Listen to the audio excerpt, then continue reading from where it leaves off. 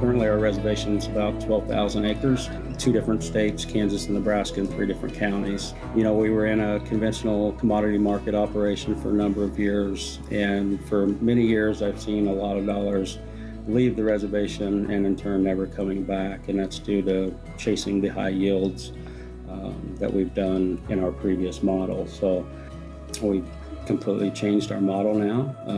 We focus on the livestock, the microbiology of the soil structure, and we've seen tremendous value by doing that, and just the flourish of life. We've got several programs now. We've got a cover crop program that we're putting in multi-species after the cash crop is harvested, and then we'll let that cover crop grow up and get the biomass needed, and then we'll bring our cattle in for our adaptive grazing program, to where we'll be moving and grazing our animals across those cover crops. And then, a few days later, we'll bring our layer operation in after the cattle. And I like that because the chickens they're somewhat employees, just like the cattle as well. We can utilize them for things that they can actually speed up the benefits and some of the changes that you see out of a regenerative model.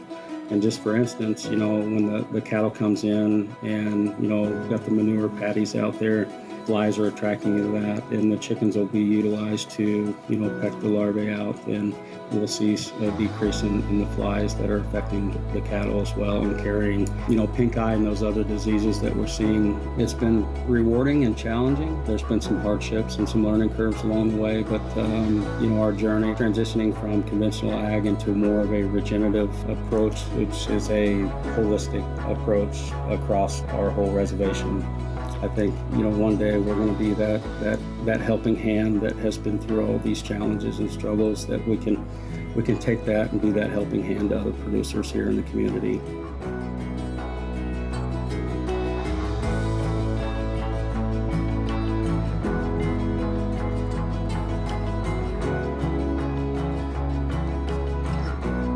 Right now we're currently on the Bachman track, which is right next to the Schulenburg track.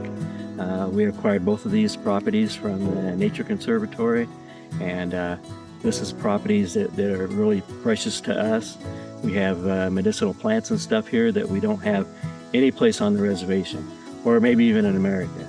So very important to us to keep it all natural and try not to do a lot of spraying unless it's really needed, doing the burns when we can, and trying to keep the invasive species out of here. Well, a tribal national park gives people more awareness, and it's just, there's not very many of them, and it's going to be managed and run by the tribe. So we will have full control over it. And in our tradition, you can gather, but you don't overgather. And there's a lot of people that want to overgather. They're here, because they will just take it all. And that's the thing we got to protect, to keep that from happening.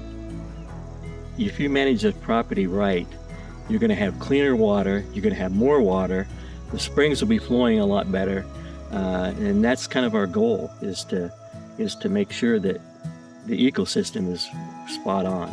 Just kind of like when your father took you fishing, you always leave a place better than what you found it, and that's what our goal is these 12,000 acres that we have are ours, and that's all we have, and we can't pick up and move.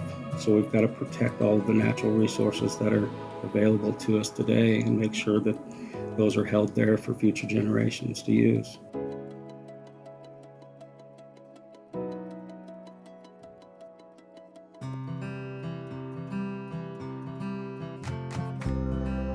I've always grown vegetables, just a home garden. And then I've been doing this. We're going to do the hydroponics and then the large hoop houses.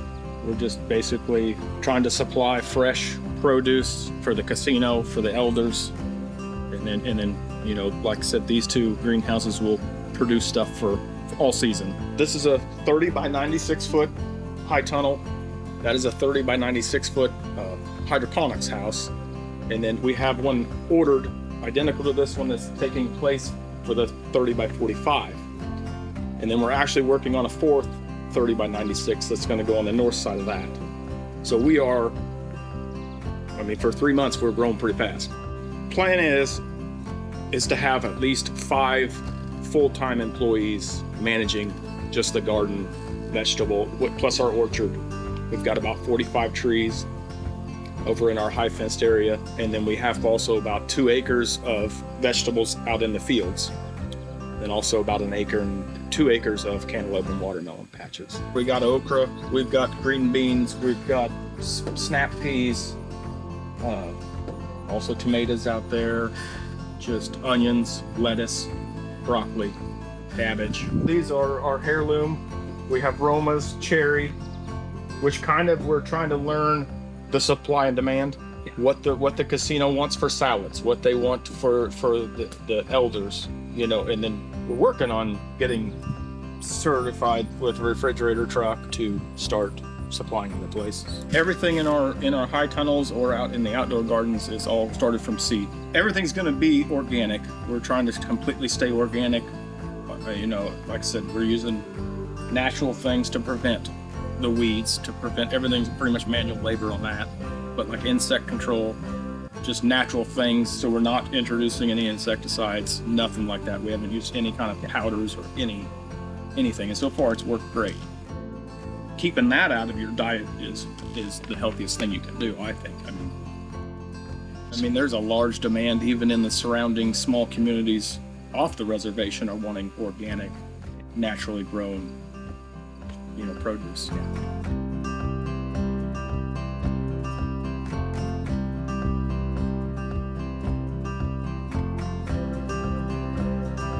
On the Three Sisters plot, that's just a native practice for, you know, you got your sweet corn. Well, we use sweet corn, but you can use your white or blue corn. You plant your beans at the base of that corn to use that as also a trellis, but the beans add the nitrogen to the ground to help the corn.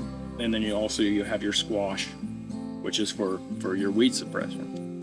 So it works out great. I mean, it's in our blood, it's in who we are, it's in our heritage, our culture. We were always farmers, and we've always grown all of the food that our people had needed.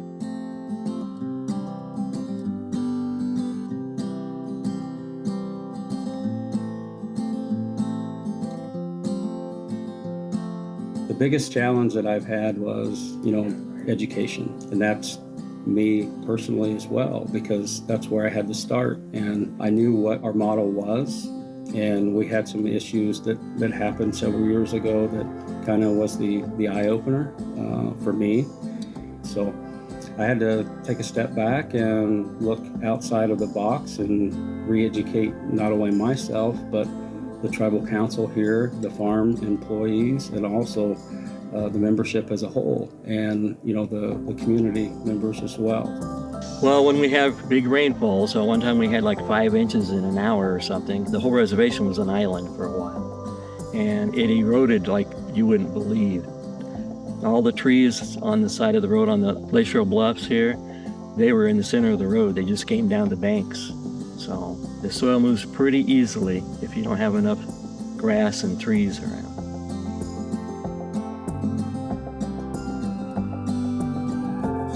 CERNA is the acronym for the Center of Excellence in Regenerative Native Agriculture. It is a USDA Climate Smart Commodity Program. The tribe received approximately $5 million that we'll be utilizing over a 5-year period to incentivize the producers and take some of the risk out and pay for some of the tools and the testing and the data collection that we can collect during that time to make better sound decisions amongst the farming operations. And you know, there at last minute before submission, I wanted to make sure that we focused on the Missouri River corridor, because there's a lot of runoff and a lot of sediment that's coming off of these acres that's in that corridor valley. And if we can start implementing some of these practices through CERNA, we can hopefully see some of our topsoil stay in place. You will be able to infiltrate more water. And, you know, I think by focusing on the Missouri River corridor, we're going to start seeing some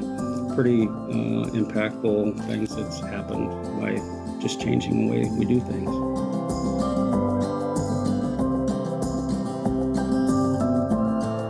Everything is just increased tremendously, you know, from the birds to the insects, and you know we have pollinator plots around all of our row crop fields now, and that is a proactive approach to bring the beneficial insects here to take care of the pest instead of calling upon the company to come out and spray the pesticide, which is ultimately hurting not only the land, but the environment as a whole and us as human beings.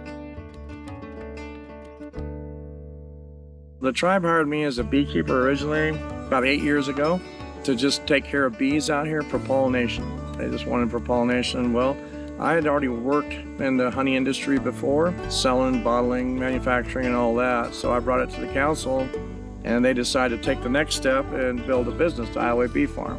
We started approximately 6 years ago. I've been here for 8. And then in 2019, I believe, we actually opened our website.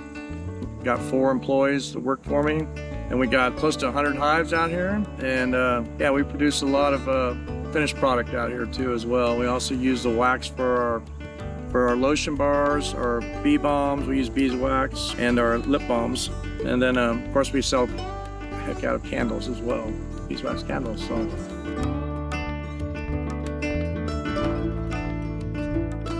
pesticides, fungicides, and herbicides. The genetically modified plants that people plant. That's really harmful for the bees and interrupts their brood cycle. A little bit of poison doesn't kill bees, so they take it back to the hive, they feed it to the queen and the babies, they get sick, they never develop, they never hatch. And then you have colony collapse. So the tribe has actually been planting non-GMO crops, hasn't been spraying, just where necessary, and I've actually seen an increase in my numbers because of that, and less of them dying. So it's like the canary in a coal mine. These bees are telling us how our environment is. The beehives don't make it, then they're getting sick, and it's because of the herbicides, fungicides, and pesticides. So we need to pay attention.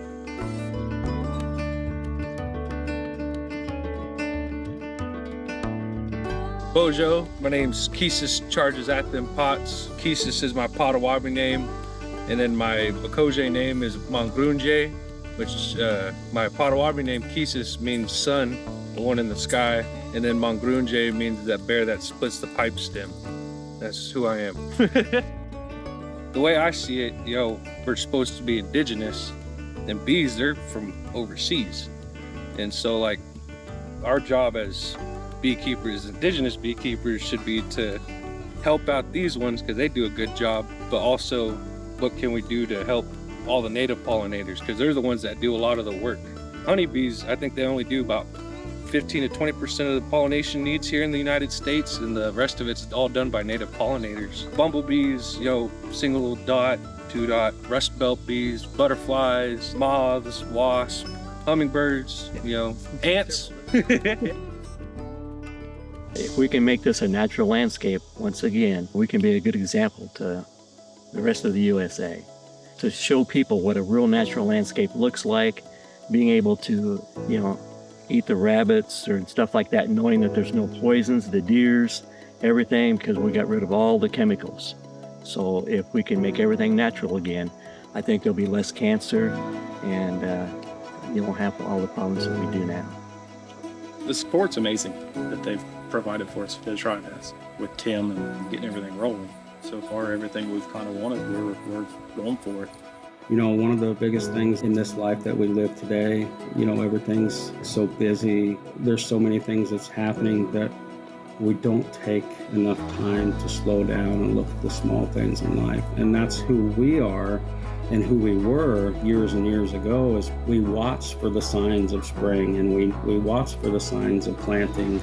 And when we did plant, other things that happened, we paid attention to those things, and going back to what our ancestors, who they were and what they believed in, is what we're recreating today, and trying to protect everything here as far as the life, the soil, the water, the food, and then the diseases as well. So in order for us to progress ahead, we've got to sometimes go backwards and take a look at some of our old ways and reintroduce those in today's modern life to get back life as a whole, family, community, food, and overall health and well-being of that community.